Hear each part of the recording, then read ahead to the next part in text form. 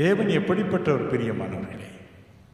2 கொரிந்தியர் 1ஆம் அதிகாரம் 3ஆம் வசனம் சொல்லுகிறது, சகல ஆறுதல்களின் தேவன்.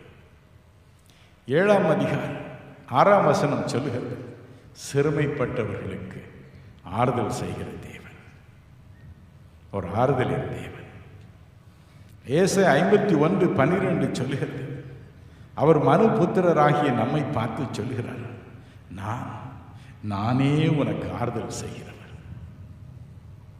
ஒவ்வொருவருக்கும் ஆறுதல் செய்ய துடித்து நிற்பவர் நானே உங்களுக்கு ஆறுதல் செய்கிறவர்.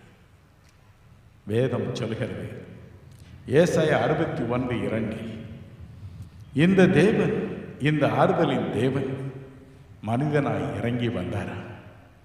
எதற்காக? துயரப்பட்டு அனைவருக்கும் ஆறுதல் செய்ய மனிதனாய் அவர் இறங்கி வந்தார்.